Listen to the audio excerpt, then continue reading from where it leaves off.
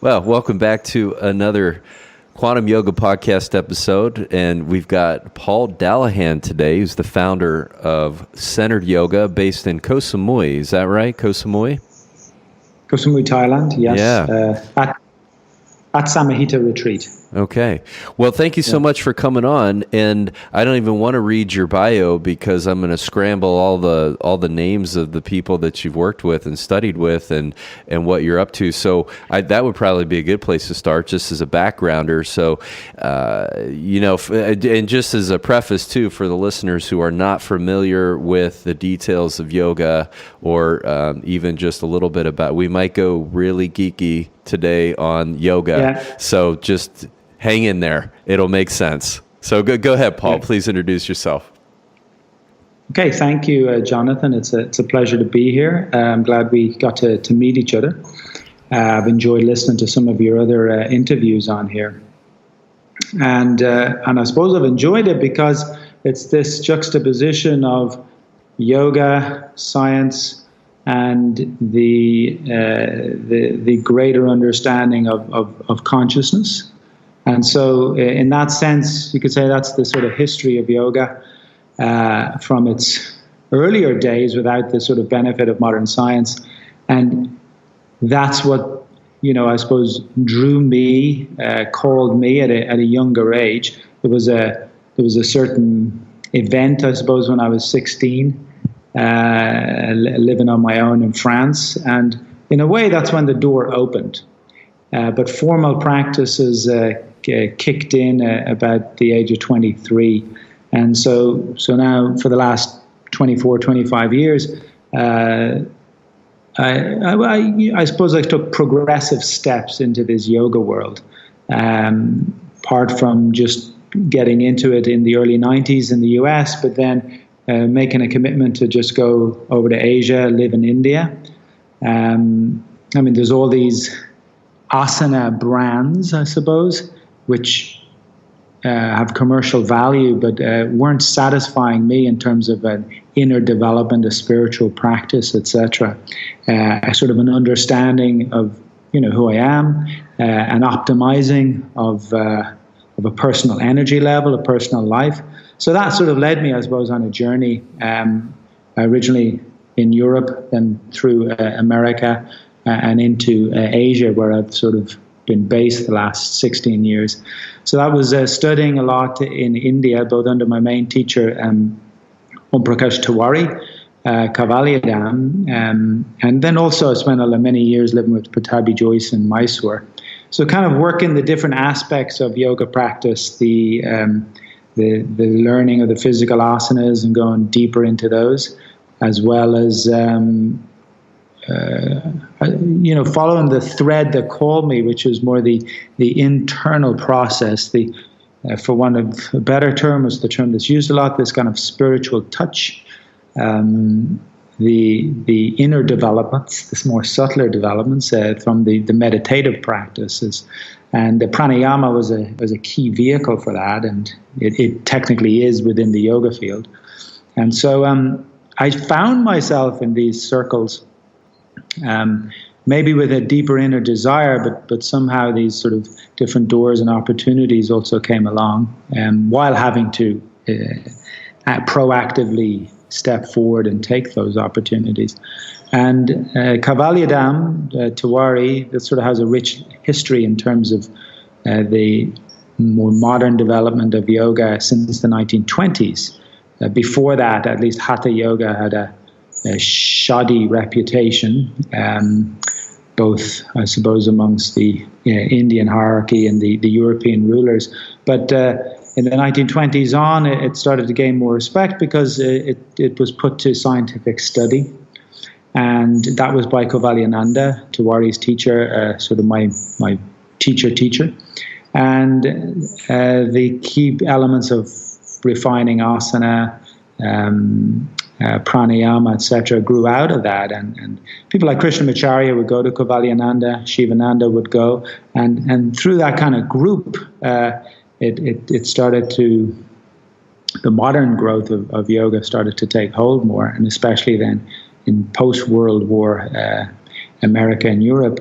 So this is the kind of place I found myself in, and willingly sunk my teeth into deeper practice, especially the vehicle of the breath, pranayama, of course, working with the body, asana, other meditative techniques. And then that takes you on a whole journey of pilgrimage and caves and ashrams and study and practice and academics and research. And Thailand being close to India and where I have a home base with its Buddhist culture, it was actually an excellent sort of setting for practice because of these forest monasteries. So I would find myself going off to these Thai Buddhist forest monasteries that maybe some of the listeners have heard of, teachers like Ajahn Chah, who Jack Kornfield had studied with, and so on. So that him and that sort of cadre of monks have a tremendous sort of practice ethic and environment for it. So even the yoga practices and this Buddhist approach, for me, when you got down to it, were sort of a very similar approach and setting. And so it's really been then a journey of learning practices, developing them, finding settings, and then sort of applying it as well to this life that we who are grown up in this era live in. So I hope that's not too much of a ramble story, but perfectly stated. So I'd like to use the breath and pranayama as the centerpiece of the conversation, and it's something that I've been exploring and also quite popular, a la Wim Hof, bringing this to the fore in kind of the Western biohacking community, and some tricklings of breath physiology, science of breath physiology making its way out into the fore, people looking for answers kind of coming across this. And a lot of the pranayama I've been exposed to is just completely absent from this knowledge base and this community. And we got connected through a mutual friend who you did a pulse diagnosis on, and then gave him this wonderful script of sequence of pranayama, all of which I was familiar with individually, but the way that you wove them together got my mind really, really curious on how that happened and why you did it that way. And so that's just a whole bunch of, I don't know, how do you start with that? Answer that, Paul, if you will. Like, where do we start in this whole conversation of pranayama and the breath? Yeah. One other thing I'll just add, I suppose, in terms of where I'm at with this is, now it's 6 years ago or something, I entered Emory University in Atlanta, and they said, well, what are you interested in? I just said, the breath. Which was sort of an unheard of or novel topic at the time, yet in the popular sense and even scientific sense, the breath has taken on more prominence. So at the moment I'm completing academic research, PhD studies, biological anthropology field, so it's kind of a part cultural but predominantly biological physiological study on these practices using the breath within the yoga tradition. And then that's the point. It's to bring the tradition, which exists for hundreds and thousands of years prior to my understanding and learning of it, with what we can kind of explain and understand through peeling away little layers of it with our current scientific techniques. So when it's working directly with a student who is interested in, you could say, elements that are just beyond, physical benefit or physical optimization, then the practice of pranayama becomes a valid vehicle. And I have the traditional approach to guide me. So I was a young guy in New York and met my teacher, though I didn't think he was my teacher at the time, and he probably didn't think I was his student. It took 2 or 3 years of going to him and meeting and listening and being told, practice this, and then I would do that. And that is, I suppose, the first step is, I don't know any of this, but I have been given something, so there, let me just practice it. So the process for me has been a very much, in the Sanskrit terms, they call it Guru Shishya, one-to-one, teacher to student. In academic circles, we'd call it like the Eastern model of personal learning, to the point of apprentice level. Whereas in the, I don't like the divisions, but we'll use them anyway, in the Western model of a formed sort of academic basis and study. Yet there's a lot more in common across both of those, because even in the Western side, I have a professor mentor who I work with one-on-one.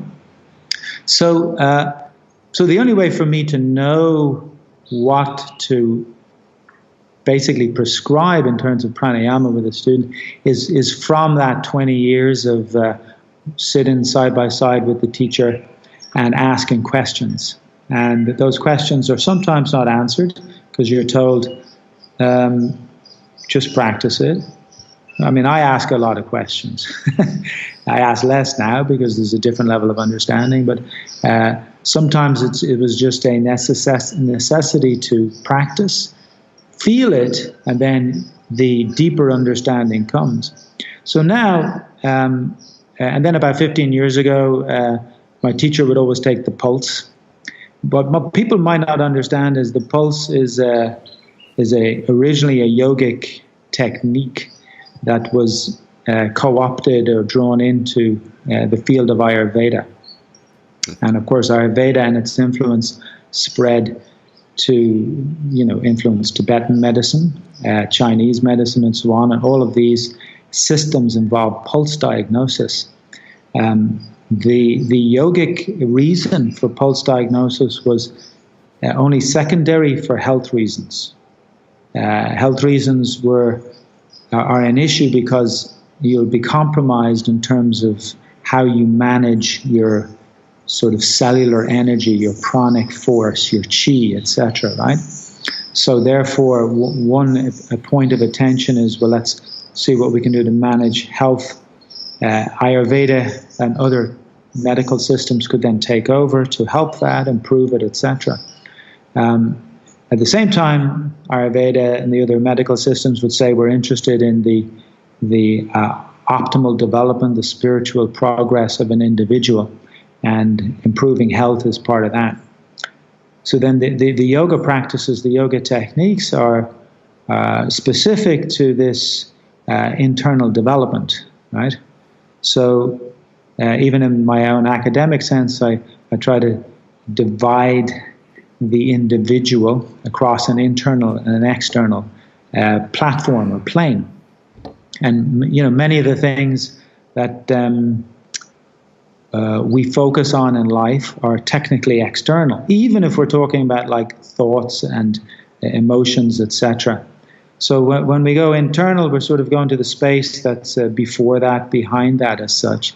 And the nature of practices is to tap into that, and pranayama being a key to tap into that. And then the reading of the pulse is assessing, you could say, what's going on at a level that's way below the conscious level.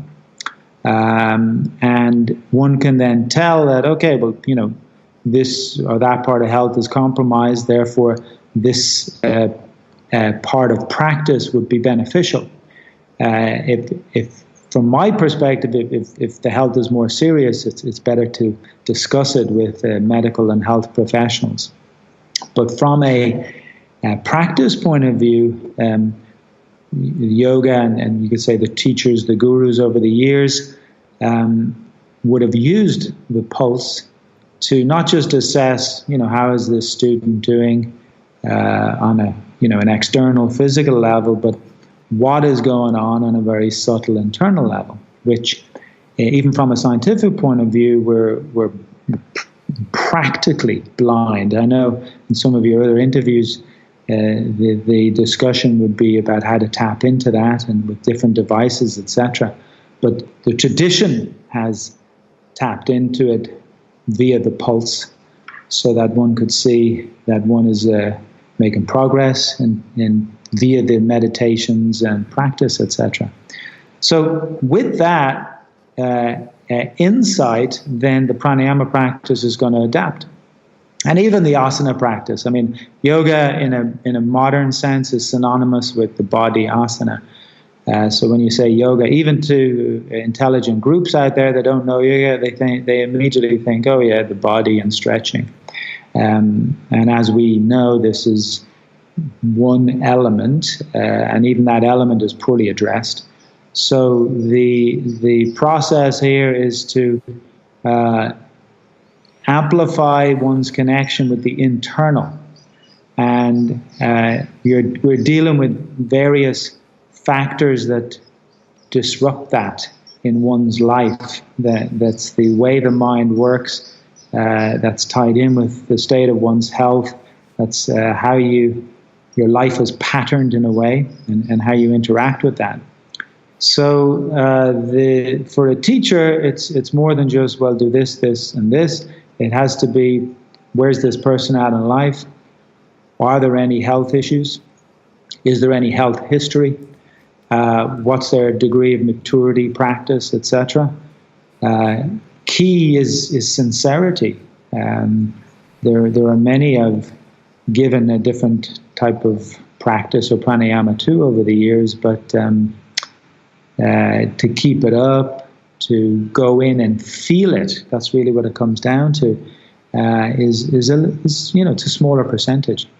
So you can look up any book and see, oh, there's Shitali, breathe through the tongue. There's Surya Vedana, breathe in one nostril and out the other. Oh yeah, I've heard of box breathing. Yes, we've heard of box breathing, of course, is not in some of these texts, but we've heard of alternate nostril, etc. And the texts just present them. They don't inform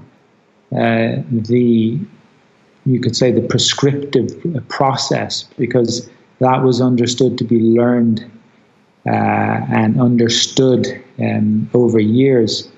So I can say that yes, Shitali has a cooling effect, but if you just think cooling, cool down, then you might misunderstand it, right? So this practice that breathes in the tongue, breathes out the nose, seems to, the text says it has an effect on, literally what Hatha Pradipika says, it can reduce tumor, So it must have some, if we translate that into modern language, it must have some powerful effect on inflammation, and therefore the forming of possibly tumors, etc. How that can be assessed scientifically is then the next step. But what we can find is that, it's not that it changes one's body temperature, is that it seems to change sort of acidity factor, inflammation factor. When is that relevant for a student when practicing?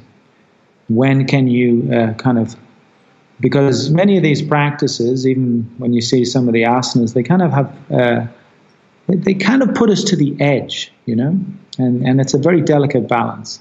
And when people get overzealous or ambitious, which is quite common, then that edge is overstepped, and you're doing a so-called beneficial yoga practice, but chemically, the internal chemical cocktail has been shifted, you see?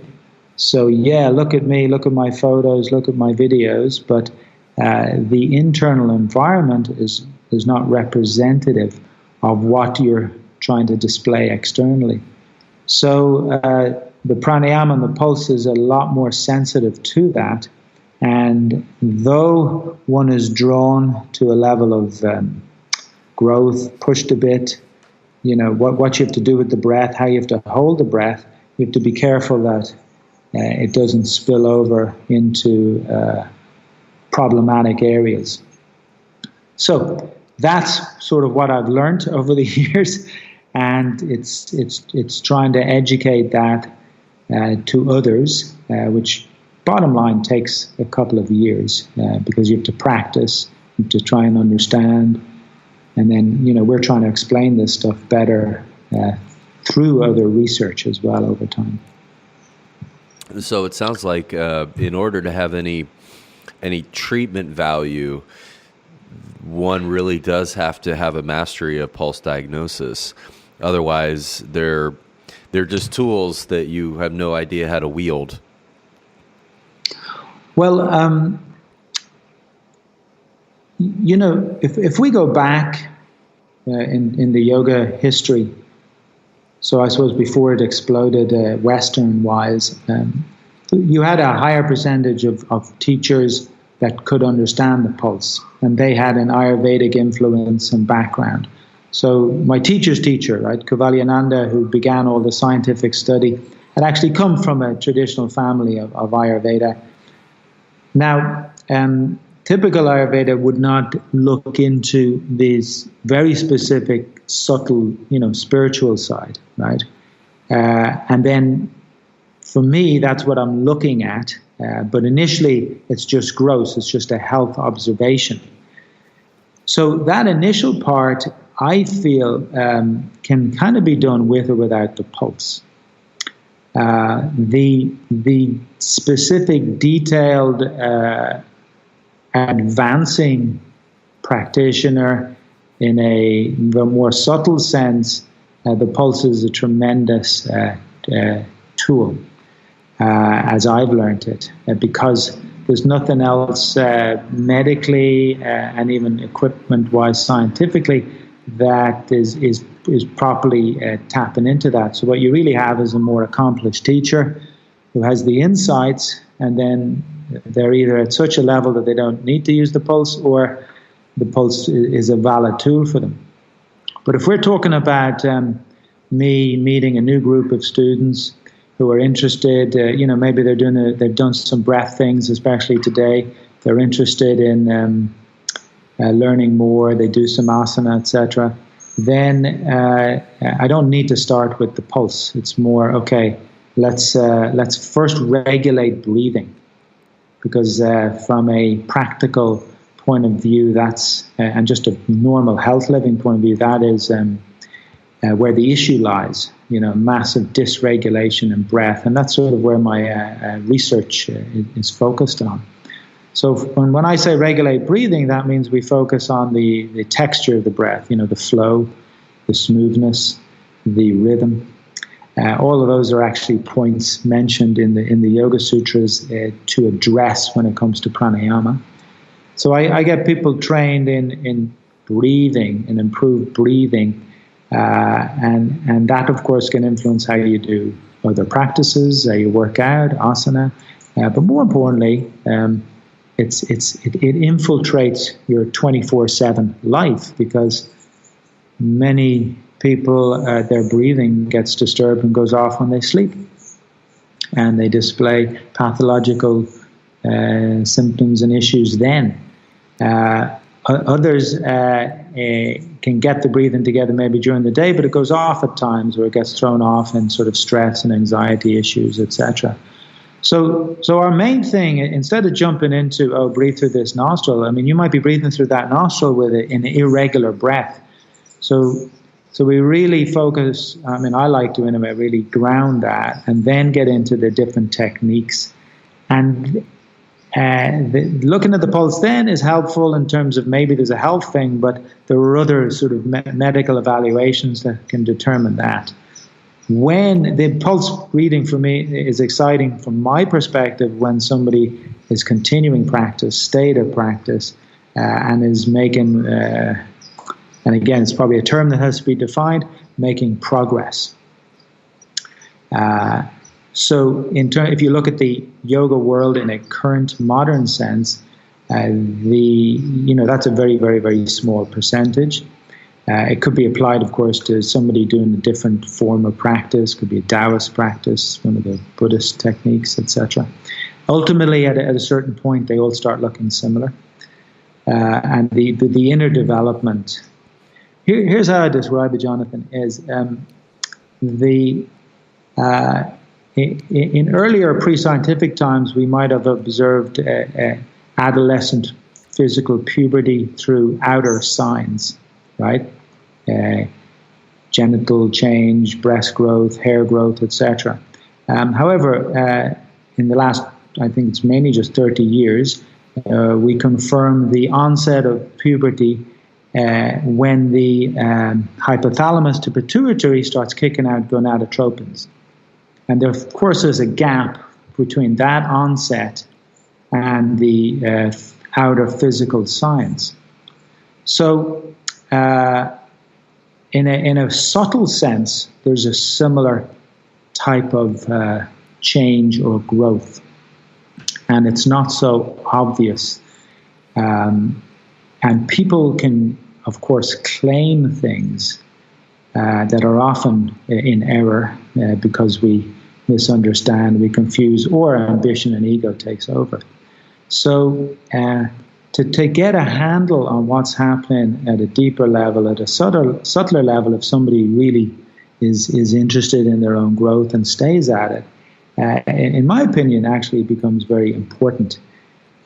For maybe the vast majority of the population that are, just using yoga for health stuff and enjoying it, it makes me feel good, I manage stress, then looking this deep is just really an extra. It's a skill I have, so great.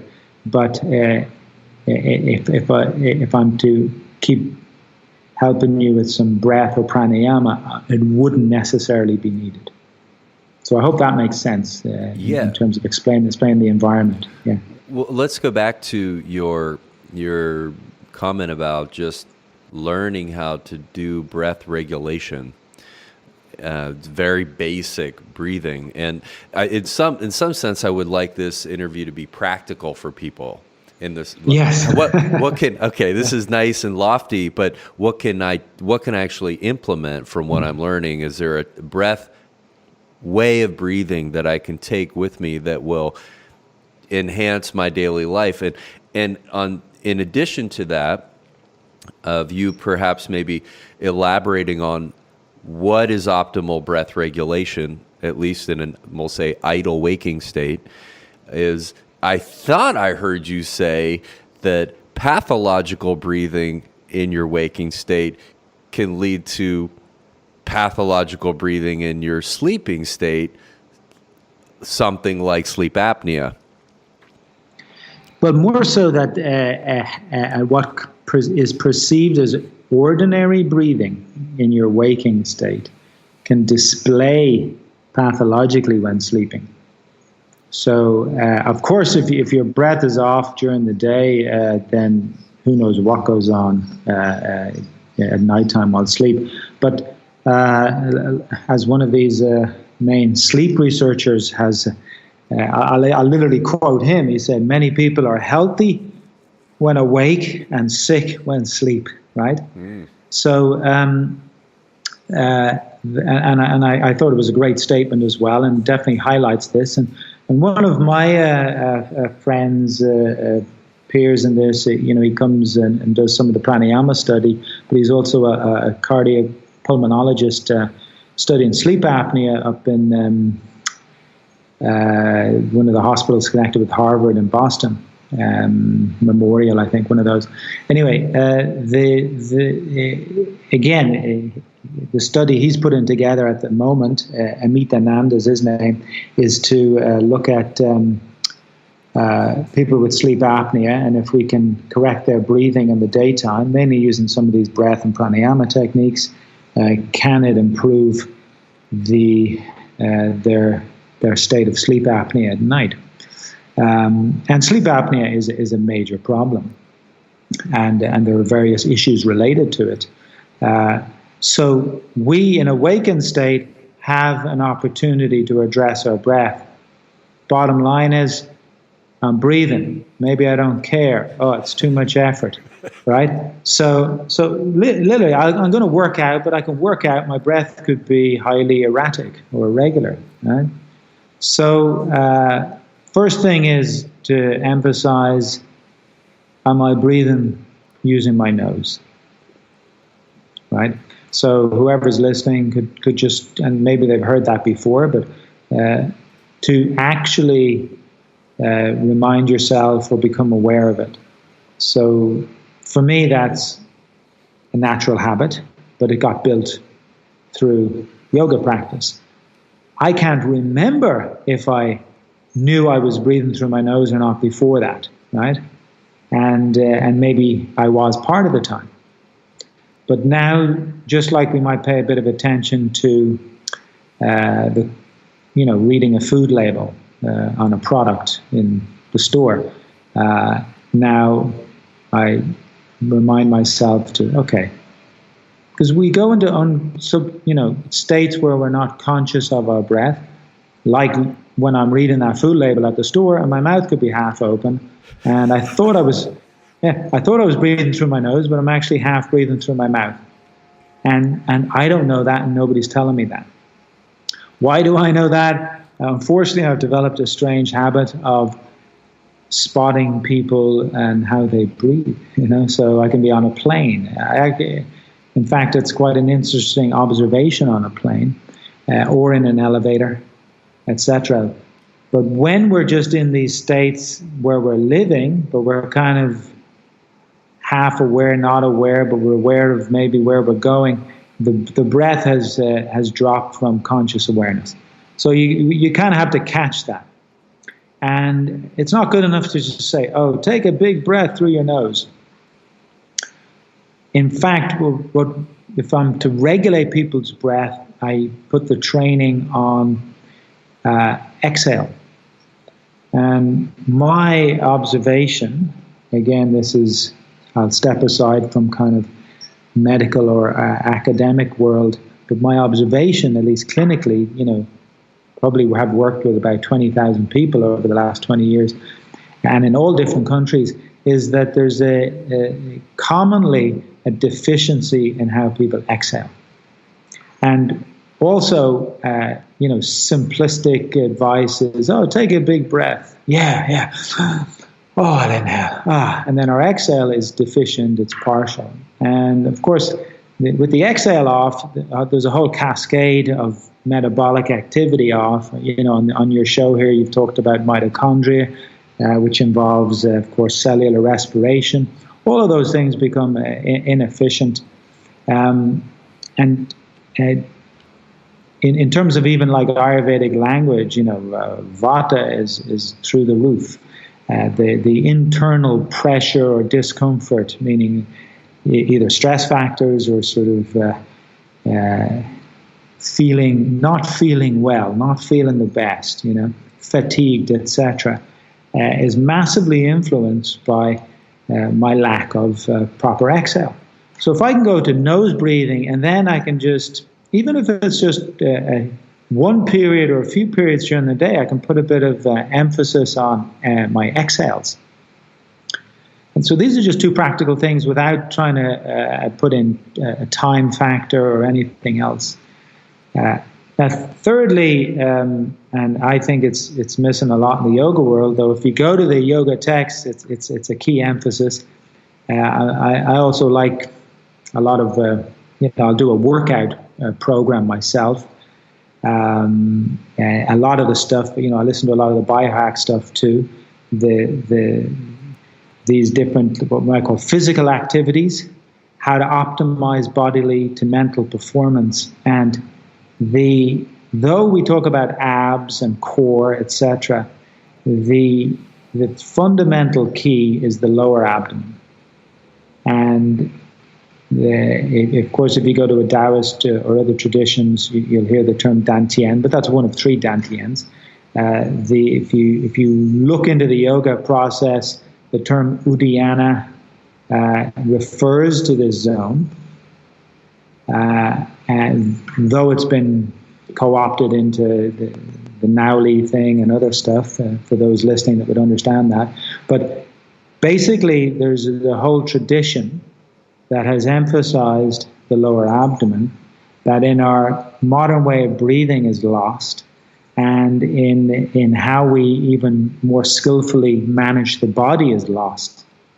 So this might be a little harder to get across in a kind of an audio recording, but the third thing I try to get people really tuned into is connect with and use your lower abdomen. One, you're going to use it to exhale, to refine and complete the exhale. So that takes care of actually the previous point and this point.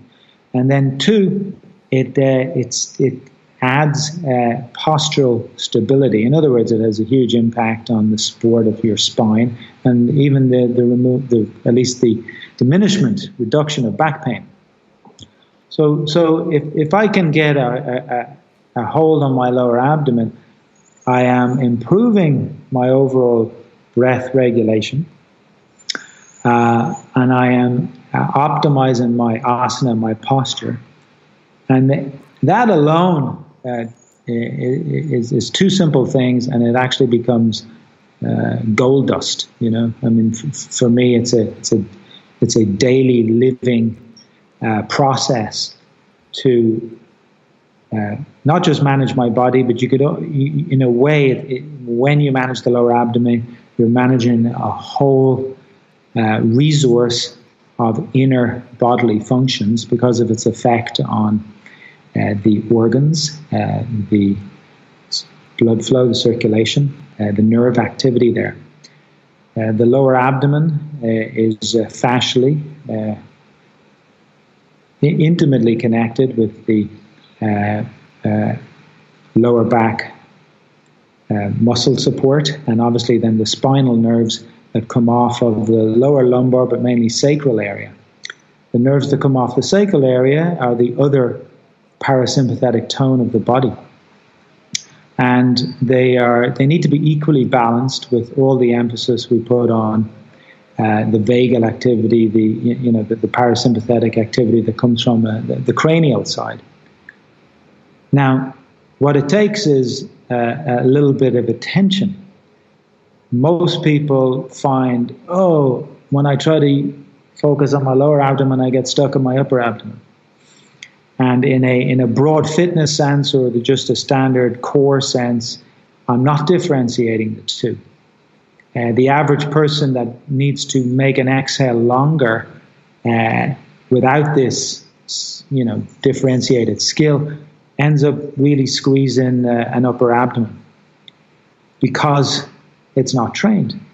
You squeeze an upper abdomen, and this is a specific area of my research, you put a different level of tension on what I suppose the average person knows as solar plexus, celiac plexus, the second synaptic site of sympathetic activity, where you feel you got a gut feeling, butterflies in your stomach.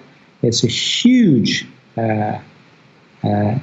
response area, and it's so huge that we tighten, we grip, and we walk around under stress with that responding, trying to limit it, and therefore it limits the movement of my diaphragm, limits how I can breathe. So, again, if you want to go back and simplify all this, forget everything I just said, just come back. If you could put your attention on the lower abdomen, manage the lower abdomen, while inversely managing the upper abdomen, then you have taken care of how you exhale, and then it works more effectively exhaling then through the nose. So we've got all these 3 points together. And automatically your inhale improves, and it affects your posture. So if we get that down, then we can easily move on into other stuff with the body and other stuff with the breath. Love that. Okay. So is it even, I almost hesitate to ask because, my goodness, I thought I knew what rabbit holes were, Paul. Can we discuss a few others? Maybe we have some people listening go, "Ooh, I like this, and I want to practice this, and give me something more to practice." Would it be worth even introducing some of the other more common pranayamas? Yeah, well, I suppose maybe first thing to understand is what some people are calling pranayamas fall under kriyas. So some of these things are just like cleansing practices, yeah. And those, if you ask me, are like the original biohacks. I think they're tremendous. They've been an amazing effect for my own like sort of body management. When people say, "Oh, I want to open up my hips," or "want to improve my digestive ability," etc., these kriyas, modern day called term biohacks from the old tradition, are key for that. And in a way, they're prescribed so that the breathing can improve. So if you can, again, these are best displayed sort of visually, but the people have probably come across them in different classes. If you could every morning do what I call a pre-nauli. Sometimes people have heard it as Uddiyana Bandha, but a pre-nauli where you exhale fully, and then you're trying to use your lower abdomen to exhale, right? So that's step one. Step two, pause, do not breathe, stop, right? Hold your nose if it helps, but so now you've held the breath out, so your lungs are relatively empty. Step three, you're trying to activate your diaphragm to lift it. Now, that's where people get stuck because they use their abdomen. So if you can soften the abdomen and lift, pull, suck the diaphragm, there's a big hollow created under your rib cage into your abdominal cavity. Then step four, you just drop it, you release it. So you've held it for a few seconds, you release it. And then step five, you inhale. So these sort of 5 steps probably take anything, depending on the individual's capacity, anything from 12 to 30 seconds. And the step 3 part, where you've kind of suspended the diaphragm, is the key of it in terms of training the diaphragm for one, but its effect on every system of the body, literally every system of the body. If that could be done, I mean, I try to recommend people do 2 or 3 a day, and that only takes 1 to 2 minutes, and you do it in the bathroom. So you put a Post-it on your mirror, and you say, suck up the diaphragm, because you're going to forget tomorrow morning anyway. And when it becomes routine, like I have 2 kids, it's taken 10 years to get them to brush their teeth without me telling them, right? Okay, admittedly they're kids, right? But similarly with adults, I mean, they're all grown-up kids. Just to get us to do something new that's beneficial requires constant reminding. So, but this is only 2 minutes, and you can do it even after the shower. If you like to air dry, you could do it then. Maybe some of your listeners are living in sunny areas. You could be out barefoot on the earth, under the sun, doing this, etc., after a shower or something. But 2 minutes anywhere. Then if there was just 2 breath things I would give, once the breath is regulated, meaning you can take a smooth inhale through your nose, and then you can take a smooth exhale out your nose. Now I've started with, okay, I'm inhaling through both nostrils, and now I'm exhaling out both nostrils, and more or less the same length. Okay, good. Now, after a few breaths, or maybe after a few days of that, I inhale through both nostrils, and I'm going to exhale out both nostrils to go longer. So our aim is to eventually get the exhale to double the length of the inhale. So I'm making my breath smooth through my nose, and I'm emphasizing the exhale. Okay, good. Maybe you could do 10 rounds of that. Again, if your inhale was 4 seconds and your exhale was 8 seconds, that's 12 seconds, that's 5 breaths per minute. 10 breaths is 2 minutes, right? So I've spent 2 minutes with the diaphragm, suck, lift. Then I sit down, allow a minute. I've got another 2 minutes on the breath. So that's 5 minutes. If I'm motivated to do a bit more and I have this breath regulation, then avoiding the whole alternate nostril stuff, I can go straight to Ujjayi Pranayama. Of course, most people throw around the term Ujjayi for the kind of sound in your throat, but this pranayama describes the sound in the throat and it's called Ujjayi. So the sound in the throat is just known as sound in the throat. Right? But basically, all I'm doing is managing the breath flow through my throat, and because of that, a sound comes. Something like, I don't know if the sound will come across now, but let's hear.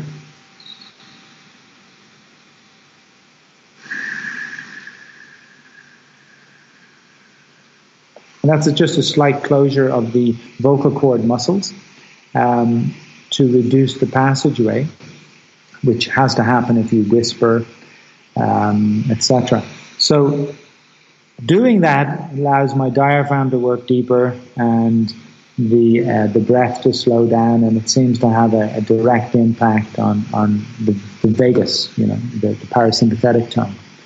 So now I've gone from just a simple breath in to a longer breath out to, okay, I'm going to do a simple breath in and have the sound, simple breath out, longer breath out, have the sound.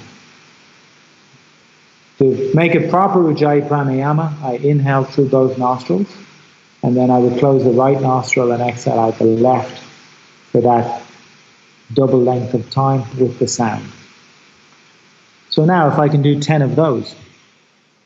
So what I've gone from is sucking up the diaphragm, to sitting, regulating the breathing, to using my breath to get the exhale longer, to now using my breath with exhale longer and have the smooth sound, to now having 10 of those, to the exact same. The only difference is each time I exhale out the left nostril. And that being one of the pranayamas mentioned in Hatha Padipika. And in terms of practical sense, I try to get people to do it because, one, it's easy, and two, it's beneficial in terms of just managing the pressure level from stress inside the body, right, in terms of the practical level. And if there was one other I would pass on, it would just be the cooling one. So you'd have the same regulated breath, except now you're going to try to inhale through your tongue, and people have probably come across it in classes. The inhale is in the tongue, and then the exhale is with mouth closed. Same way, out both nostrils, smooth, exhale double. When you get the breathing down, when you get the smoothness down, when you get the exhale double, you would see that all I've explained are one change in an exhale and one change in an inhale, and that's it. I hope that's clear. Is it? Yeah, it's clear. Yeah. Why the left nostril? Well, one answer is that is the prescription in the old teaching. That's the way it is. Right? Right. But that's not a good enough answer for me. But there's obviously a reasoning for that, because it doesn't say inhale both, exhale out the right. It just says inhale both, exhale out the left. The simplest explanation I can give is this. If you're in a stuffy room, right? So you're in a room with the doors and windows closed and there's no AC or fan on. The first thing you want to do is to go over and open the window. And when you do that, maybe that's the only option available to you, right? When you do that, the internal pressure, the internal unrecycled air almost, is released, right? So in a similar way, what's understood and what we've sort of seen in some of these pilot tests is that when one exhales out the left, it's not so much as it's a cooling effect as it's sort of a depressuring effect. Any excess heat, which of course is inflammatory effect, any excess heat is removed. But it's not necessarily cooled down, but there's a change in effect in terms of pressure on nervous system and anti-inflammatory effect. So if you do that out the right nostril, it doesn't have that effect. And these nostrils are well understood in terms of the field of Swara Yoga, in terms of Hatha Yoga, Pranayama, etc. But we're only beginning to study them in scientific research. But it's well known, at least in the fields of biology, that the human body, the mammalian body, really alternates between right nostril and left nostril. It should be every hour, but every couple of hours. So that means there's a slight shift in terms of mucous membrane expansion in one nostril versus the other. So the body is doing its own regulation below our conscious awareness all the time. And if it doesn't, you're going to be sick. And if your listeners want to test this, when one nostril is blocked, let's say your left nostril is blocked, you would take, and it has to be very specific and it has to get to the right spot, and you take it and literally shove it under the opposite armpit, and it can literally shift the flow in that opposite nostril. You see these pictures of the old yogis with the canes, right? Where they would use that as the tool to change the swara. Yeah, it's technically a yoga danda, a stick, right? You'll see pictures of Shiva. It's like an old style wooden crutch, except it's at a height that goes from a sitting posture to your armpit. I used them for a while. I always found them a little uncomfortable because they're tough wood. We've kind of developed softer pillows that you need to kind of place there. Similarly, you can just lay down. You can lay down on your right side and your left nostril will open up. I mean, the human body works like that. From a specific breath practice, it was important to pay attention to the flow between the nostrils, and when one does a meditative type of practice, one wanted to get them balanced. But from healthy living, your nostrils should be in their own autonomic process alternating. And here's a good hack for anybody listening. I really pay attention to when one nostril becomes stubborn, right? And I can tell that perhaps a cold could develop, or something is off. Maybe like me, I keep on having to travel Asia, America, all these flights. You're in and out of stuff and different of these AC environments, etc. So, and then sleep might be compromised. So then, when I notice that the right nostril starts to get stubborn, the left nostril is overactive. So I'll spend 10, 15 minutes getting the right nostril reactivated. And literally the symptoms that might be a little itch in the throat and other things shift. And I don't fall prey to, a mild sort of virus or infection or cold, etc., due to travel, etc., etc. And that's sort of like understanding, okay, this is how the biology works. The healthy body would regulate this anyway. My body is currently under attack. I'm going to use that technology. I'm going to emphasize this nostril to bring me back to balance. And in my case, I mean, that's worked 90% of the time. And then that understanding is sort of applied in a yogi spiritual practice, shall we say. Yeah, well, I almost feel like we just started, and here we are in 55 minutes. And it's really natural to see then how meditation can be the next step. And in fact, this way of training your breath is preparation for that. If you want to then continue to go into the subtler and subtler awarenesses, you cannot be multitasking and managing 50 million things when you're also paying attention to the smoothness of your exhale. Take that in even further to slightly more complex breath exercises. It just seems like you're naturally just tuning the mind to go into subtler and subtler realms. Yes, very good. If you wanted to sort of have a meditative approach to life while still living a live, full, interactive.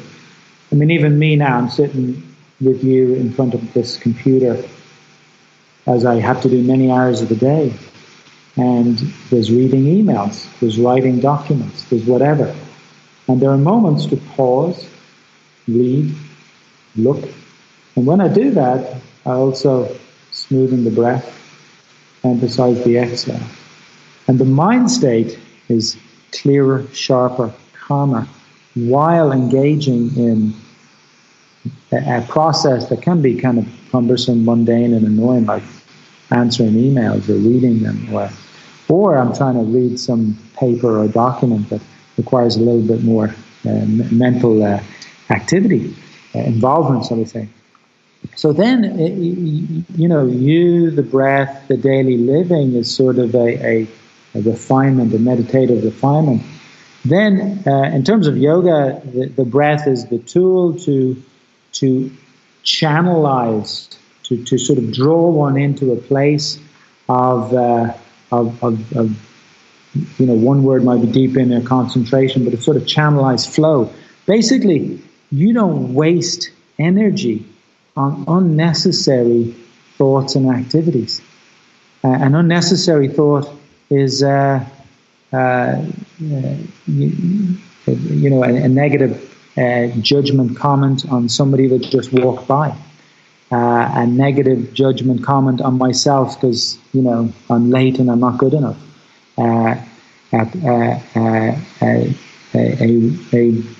Distracted thought into something else. So then the breath is sort of cleaning up, and the word from yoga at least is like channelize. So in doing that stuff, you could say I'm doing meditation practice, but in terms of the outcome, there is when we talk about meditation itself, it's really a state. So to shift into that state is intimately connected to where the breath is at. And everything before that, even all the techniques, Vipassana, Samatha, this and that, mantra, etc., they're all just techniques. They're techniques of meditation. And so anyone, those of us that might be interested in the biohack community and other things, then me being present of my breath and my state of emotion and my thought and my interaction with other people is major meditation technique practice. When all of that comes together, so that's what you might call the kind of refined mind. And pranayama now as a more evolved skill is taking the breath and taking it to the edge, so that the outcome would be you could say that channelized shift, that concentrated activity on the mental and subtle side, which then you start to experience as that inner peace or that space, or it's a whole different topic. What comes the other side of meditation? Definitely a whole other podcast. Yeah, it is, and Well, so I'll just leave that because if I ask them, we're going to end up in another couple hours here. But Paul, let us know how can people find you? You have a presence online, and your physical location. What's going on? Yeah, thank you. Well, we have our teaching retreat place in Thailand, in Koh Samui. So that's Samahita, Samahita, samahitaretreat.com. And then the kind of teaching vehicle I use is centeredyoga.com. And that's spelled the American way for centered. And right now, because of the studies and other stuff, I'm mainly just doing some things in Thailand and the odd workshop elsewhere. But sometimes I get around to different locations in America, Europe, Asia, etc. But people, of course, if they might have an interest maybe in breath pranayama, then Thailand is a good spot for that. All right. Well, thank you, Paul. Good luck. Namaste. Yeah. Namaste. Thank you. It's a pleasure to speak with you, Jonathan. And maybe I'll see you in Thailand at one point. That'd be lovely. You're very welcome. Yeah.